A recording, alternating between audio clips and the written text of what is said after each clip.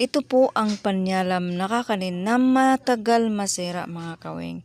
Ayan, welcome naman sa ating YouTube channel. It's Wing again. Pagpalang araw sa ating. Ngayong araw ay gagawa tayo ng panyalam from Tausug tribe itong recipe na ito guys. So, ang kailangan lang natin, rice powder 1 cup guys. Kung walang rice powder, pwede naman flour, no? Ayan, naglagay tayo ng asukal brown na 1/2 cup lang din. Kung gusto nyo matamis, dagdagan nyo. No, depende na po sa inyo. Haluin lang natin tapos maglagay tayo ng tubig.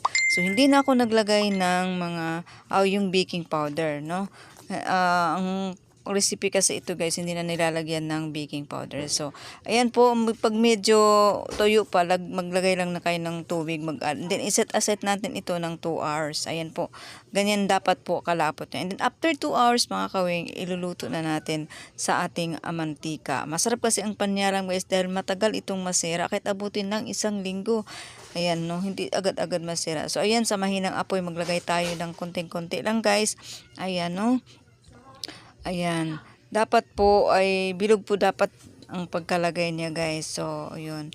At pag lumalabas pa yung bubbles guys, wag mo nang baliktarin. Ayan, mahina-mahina lang po ng apoy dapat. Ayan, pag okay na, wala nang lumalabas na mga bubbles, pwede siyang baliktarin.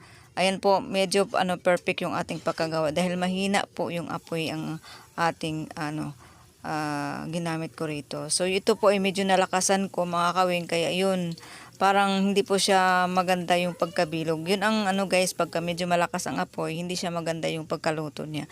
Dapat talaga mahinang-mahina lang po ang apoy para magbilog po siya. Yun talaga ang ng panyalam guys. Ito po ay nakuha ko itong recipe guys sa pinsan kong Muslim kasi tausog siya. Pansin yung isa guys ay nabiyak, no, na-crack po siya kasi nga nilagyan ko siya ng baking powder. So yun ang kaibahan, pag nilagyan natin ng baking powder, maano po siya, parang mahahati, parang mag-crack po siya kasi aalsa siya, 'di ba, yung baking powder. So ayan po, nabitak po siya, nabiyak po siya guys, nag-crack kumbaga.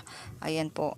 No, para maipakita ko lang sample ba, no. So ayan po guys, yung ating panyalam, kunti lang nilalagay ko, ay kunti lang yung ginawa ko kasi ako lang din naman ang kakain guys. Ayan po, kain tayo. Ito ay masarap kasi at saka matagal masira itong kakanin na ito guys. Ay grabe. Salamat sa panonood. Yan lang.